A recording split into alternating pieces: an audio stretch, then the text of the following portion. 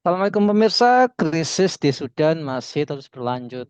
Kaum perempuan di Sudan dilaporkan menjadi target perkosaan hingga pembantaian oleh para militer Rapid Support Forces. Nah, sejumlah perempuan yang melarikan diri dari kota El Fasher mengatakan bahwa gender perempuan telah menjadi korban pelecehan seksual, pembunuhan hingga harus menyaksikan anak-anak mereka diculik. Nah, aksi-aksi keji itu dilakukan oleh RSF. Nah, ada bukti kuat bahwa perkosaan ini memang dilakukan secara sengaja dan tersistematis, ya, dan digunakan sebagai alat atau bagian dari peperangan itu sendiri, kata Anna Mutafati, Direktur Regional UN Women untuk Afrika Timur dan Selatan. Nah, benarkah Amerika berada di balik ini semua? Benarkah Amerika menjadi sutradara yang mengatur konflik Sudan demi kepentingannya sendiri? Nah, sampai kapan rakyat Sudan harus menanggung penderitaan ini? Nah, untuk membahasnya kami terhubung dengan Bung Hasbi. Assalamualaikum Bung Hasbi. Assalamualaikum warahmatullahi wabarakatuh, Bu Nanang. Ya, Bung Hasbi, Sudan ini masih bergejolak. Nah, sejauh mana sih campur tangan Amerika dalam konflik di Sudan? Dan apakah ini membuktikan bahwa Washington ada di balik ini semua? Ya, Bung Nanang, ini saya kira juga menjadi pertanyaan banyak orang ya. Dan kalau kita baca di media-media mainstream, memang peran Amerika itu di dua peran utama kalau kita lihat di media-media mainstream ya. Yang pertama, Amerika itu adalah donatur terbesar di Sudan ya, baik Sudan Utara maupun Sudan Selatan. Donatur utama, donatur kemanusiaan maksudnya gitu. Sejak dulu, sejak Sudan merdeka sampai sekarang gitu. Yang kedua, dalam konflik terakhir itu kita juga membaca ya di media-media massa bahwa Amerika Serikat itu mendukung proses mediasi yang terjadi antara dua kelompok, RSF dan SAF ya. RSF sebagai kelompok pemberontak dan SAF sebagai pemerintahan sah di Sudan gitu. Baik itu apa namanya melalui mediasi-mediasi negara-negara Arab maupun Amerika Serikat sendiri terlibat ya di dalam memediasi tersebut. Jadi ada pihak yang mengatakan Amerika itu bertindak sangat minimal di Sudan gitu. Tapi Bung Nanang, kalau kita lihat posisi Sudan ya di Afrika Utara dan hubungannya dengan negara-negara di Arab atau negara-negara Timur Tengah, rasanya agak ganjil kalau Amerika Serikat tidak punya peran yang penting di Sudan gitu. Dan juga agak ganjil kalau Amerika membiarkan konflik ini terjadi dan kemudian tidak melakukan apa-apa yang signifikan gitu, Bung Nanang. Dan kalau kita lihat dari riwayat konflik di Sudan sejak Sudan Merdeka 56, kemudian apa setelah itu konflik Sudan Utara dan Sudan Selatan, Amerika Serikat itu terlibat aktif dalam mendukung gerakan kemerdekaan di Sudan Selatan sebenarnya gitu. Aktif ya, baik melalui bantuan kemanusiaan, bahkan termasuk bantuan persenjataan, bahkan termasuk mendorong dan bekerja sama dengan negara-negara eh, Arab, termasuk juga bahkan Israel ya, untuk membantu apa namanya kelompok-kelompok perlawanan di Sudan Selatan untuk memerdekakan diri dari Sudan Utara, gitu. Jadi Amerika itu sudah lama sekali memberikan bantuan sebenarnya terhadap kelompok-kelompok pemberontak di Sudan, utamanya di Sudan Selatan. Nah, Bung Nanang, kenapa Amerika Serikat mendukung pemberontakan Sudan Selatan? Karena Sudan Utara itu bukan hanya mayoritas Muslim, tapi juga eh, mereka berupaya untuk menerapkan hukum-hukum syariah. Yang kedua, yang ketiga adalah Sudan Utara atau pemerintahan Sudan di bawah Omar al-Bashir itu dianggap sebagai kurang lebih sama dengan Iran, pemasok dari kelompok-kelompok jihad di Timur Tengah, sehingga Sudan itu dianggap sebagai negara pendukung terorisme gitu. Jadi Sudan itu dianggap kurang lebih sama dengan Iran lah ya, supporter dari gerakan-gerakan jihad, gerakan-gerakan politik Islam, dan itu mengancam kepentingan Amerika Serikat dan Israel di Timur Tengah. Nah, sampai akhirnya 2011 Sudan Selatan merdeka dari Sudan Utara. Nah, 2023 kemarin kan terjadi perang antara RSF dan SAF karena adanya perselisihan masalah nasib RSF di Sudan gitu. Karena RSF ini kelompok milisi, sementara SAF ini ya pemerintah apa namanya militer sah Sudan. SAF di bawah Jenderal Al-Burhan itu kan pengen RSF itu diintegrasikan masuk ke dalam SAF atau masuk ke dalam pemerintahan atau apa namanya tentara yang sah pemerintah Sudan. Tapi RSF tidak mau dan kemudian pecahlah perang. Nah, eh, apakah Amerika Serikat bermain di situ ya? Kalau kita lihat Bung Nanang ya dari sejauh informasi yang saya dapatkan bahwa dibanding RSF dan SHF, RSF itu adalah kelompok yang didukung oleh Uni Emirat Arab tentunya ya, yang paling utama. Di sisi yang lain itu ada indikasi-indikasi RSF itu didukung oleh Israel juga sebenarnya gitu. Karena ada persenjataan-persenjataan yang dipakai oleh RSF dan itu terindikasi buatan Israel. Dan ada riwayat-riwayat sebelum sekitar 2019, Bung Nanang, itu Jenderal Hemeti atau Dagalo itu ternyata pernah mengadakan pertemuan di Uni Emirat Arab dengan Israel dan Amerika Serikat juga ada di sana. Tujuannya itu untuk masa depan Sudan dan normalisasi hubungan antara Sudan dan Israel. Jadi kelihatannya dari riwayat politik ya, RSF, kemudian Dagalo, termasuk juga keterkaitan dengan Uni Emirat Arab dan Israel dan Amerika Serikat, kelihatannya Amerika memang punya kepentingan untuk apa namanya, untuk Sudan ke depan itu adalah Sudan yang ramah terhadap Israel, termasuk juga anti dan keras terhadap gerakan-gerakan politik Islam. Nah, RSF ini adalah kelompok yang potensial di situ. Sementara SAF itu adalah kelompok yang dianggap masih mewarisi semangat Islamis dari pemerintahan Omar al-Bashir yang pernah berkuasa sekitar 30 tahun lamanya. Dan SAF itu, Bung Nanang, itu juga terafiliasi dengan kelompok-kelompok jihad, gitu. Kelompok-kelompok jihad jihad atau Islamis, kelompok-kelompok politik Islam, gitu. Dan ini yang bagi sebagian kalangan atau para analis mengatakan bahwa SAF itu kemungkinan kecil akan didukung oleh Amerika Serikat, termasuk juga Israel. Sehingga wajar ketika dukungan Israel itu akhirnya sampai ke RSF. Nah, Amerika Serikat di mana perannya? Amerika Serikat itu, Bung Nanang, itu tidak selalu berperan langsung sebenarnya dalam berbagai konflik itu ya. Kita melihat perang apa? Perang Afghanistan misalnya, pada saat Rusia melakukan okupasi terhadap Afghanistan.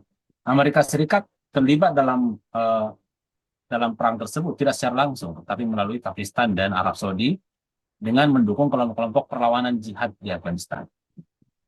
Jadi itu catatan saya. Nah, sama juga dengan pada saat konflik Sudan Utara dan Sudan Selatan, Amerika Serikat itu juga tidak banyak terlibat secara langsung, tapi memberikan jalan dan izin kepada Israel, termasuk negara-negara yang anti dengan Sudan Utara untuk mendukung kelompok-kelompok perlawanan di Sudan Selatan. Nah, saya melihatnya di situ, Mengenang. Amerika Serikat itu pasti akan terlibat aktif, tapi um, kalau misalnya tidak secara langsung, at least secara tidak langsung, ya. Kalau tidak secara langsung, ya tidak langsung melalui apa? Sekarang itu Amerika termasuk Israel itu punya hubungan dekat dengan Sudan Selatan setelah merdeka 2011. Termasuk juga melalui Uni Emirat Arab ya. Bahkan ada berita yang kita bisa dapatkan misalnya, ISIS menggunakan senjata Inggris kan untuk melakukan perlawanan terhadap Israel. Dan senjata Inggris itu diimpor didapatkan dari mana? Dari penyelundupan melalui Uni Emirat Arab.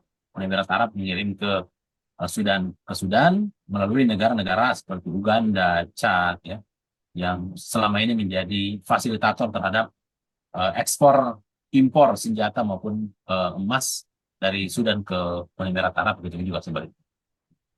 Begitu Bung Nana. Iya, Bung.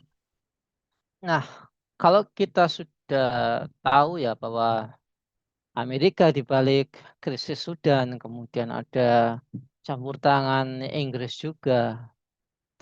Lantas, kira-kira sampai kapan rakyat Sudan bisa menanggung penderitaannya dan apa yang harus mereka lakukan? Ya, kita kan melihat ini kayak maaf Palestina kedua kan gitu ya. Ya, ada sebuah wilayah yang ingin menerapkan hukum-hukum Islam, ya, tapi kemudian ditekan agar ini tidak tidak sampai menerapkan hukum-hukum Islam. Padahal kita semua tahu bahwa dimanapun di situ diterapkan Islam pasti terjadi kemaslahatan di situ. Gimana, Bu? Nah, saya kira kuncinya ada pada kelompok-kelompok yang sekarang sedang bertikai, Bung Nanang. Jadi adanya kelompok bertikai ini kan sama Muslim ya, SHF, RSF, dan aliansi-aliansi yang ada di dalamnya. Jadi sebenarnya bukan hanya RSF dan SHF, tapi di dalam RSF itu ada misalnya SPLA, Utara, cabang Utara ya, Sudan People Liberation Army. Eh, yang awalnya yang itu sebenarnya kelompok yang dibentuk di Sudan Selatan untuk memerdekakan Sudan Selatan, tapi kemudian punya cabang di Sudan Utara. Dan pemimpinnya adalah Muslim. Sekarang itu pemimpin SPLA itu menjadi wakil pemerintahan Hemeti ya. Jadi mereka itu bulan Agustus kemarin membentuk pemerintahan untuk Sudan Barat, ya kan?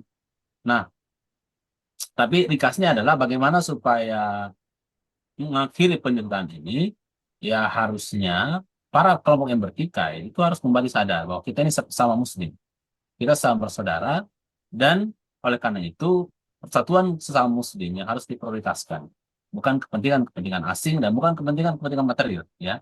Karena Bung Nanang ini yang berkelindan di eh, Sudan ini kan bukan sekedar kepentingan asing gitu yang ada di sana, tapi juga kepentingan domestik kan. RSF itu kan sejak lama, sejak Omar Al-Bashir meresmikan atau apa namanya mengubah kelompok ini menjadi RSF tahun 2013, itu kan memberikan otonomi yang besar terhadap kelompok ini, bahkan tidak masuk sebagai bagian dari militer resmi Sudan kan, diakui sebagai kelompok milisi independen.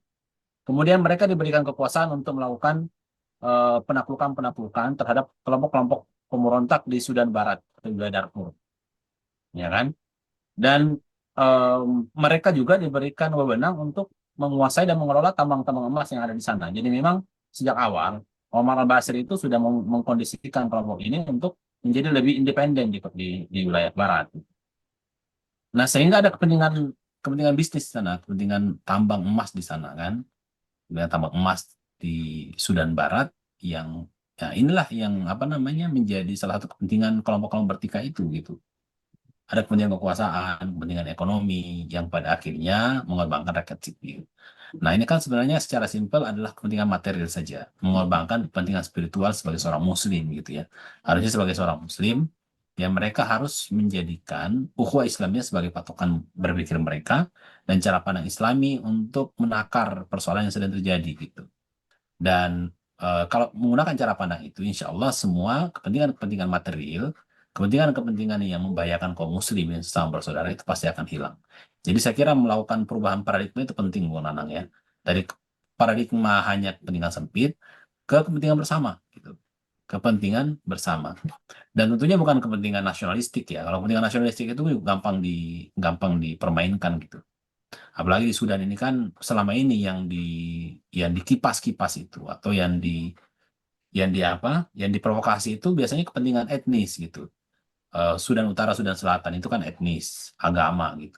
Kemudian 2003 konflik Darfur juga etnis antara etnis Arab dan etnis Afrika gitu misalnya. Non Arab itu sama Muslim juga yang membunuh banyak orang, ribuan orang gitu.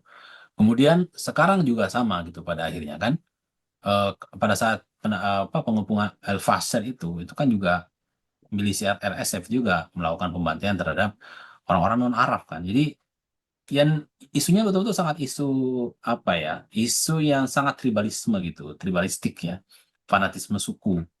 Nah, dalam Islam ini kan suatu hal yang sangat diharamkan. Itulah mengapa karena Sudan ini adalah negeri Muslim, mayoritas Muslim harusnya para kelompok-kelompok yang bertikai itu harus rujuk ke Islam, kembali kepada Islam, menjadikan Islam dan ukhuwah Islamnya sebagai standar mereka untuk memperbaiki persoalan yang sedang terjadi dan dengan itu insya Allah itu akan menjadi filter yang kuat untuk masuknya kepentingan-kepentingan asing. Demikian. Ya, baik Bung.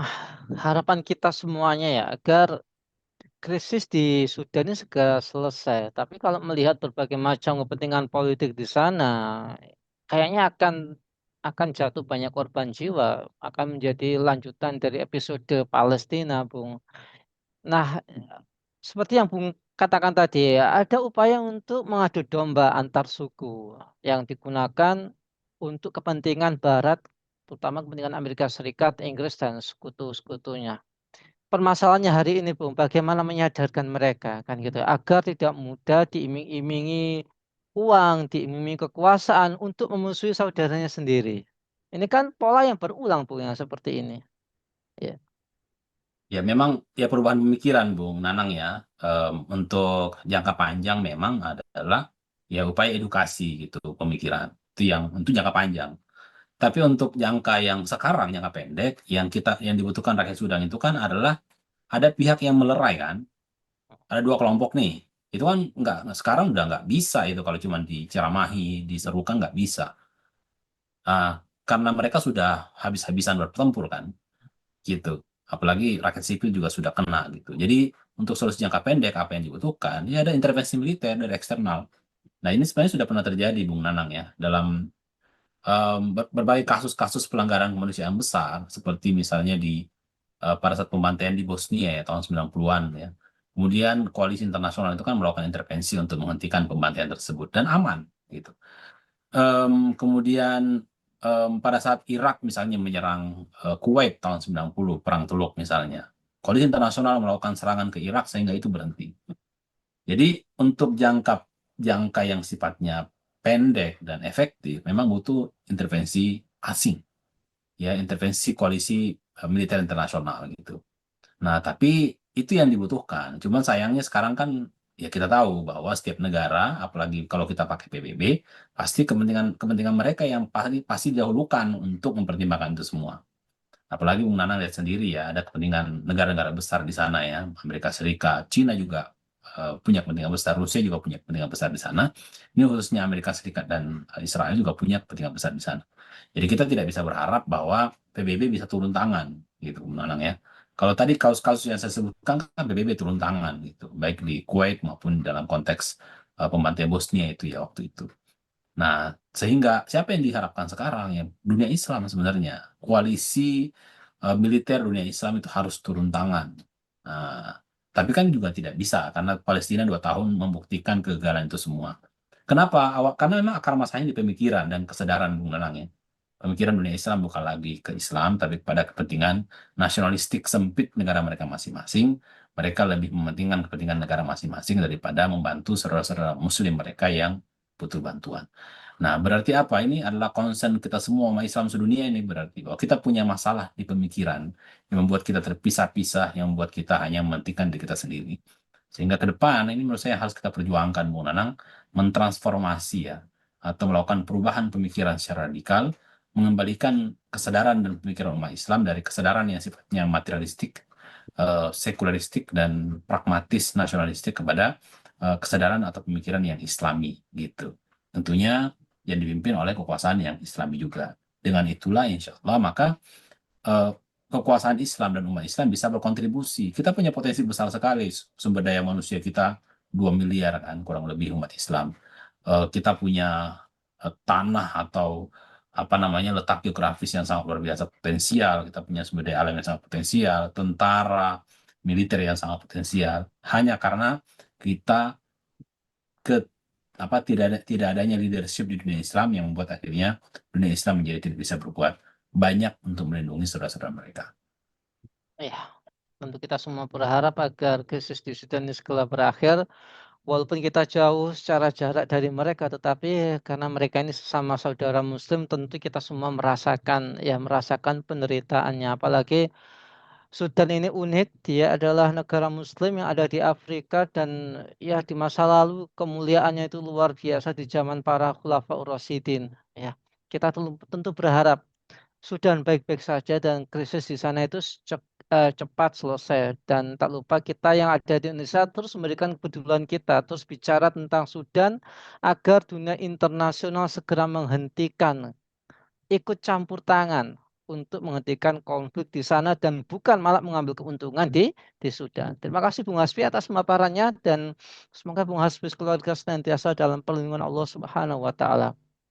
Baiklah pemirsa kabar petang yang dirahmati oleh Allah, demikianlah bincang-bincang kita pada hari ini. Jangan lupa untuk subscribe, like, dan komen, serta share sebanyak-banyaknya. Semoga ini menjadi amal kebaikan kita, perjuangan kita untuk rakyat Sudan, dan agar krisis di sana itu segera berakhir. Saya Nanang Setiawan undur diri, sampai jumpa di lain kesempatan, dan wassalamualaikum warahmatullahi wabarakatuh.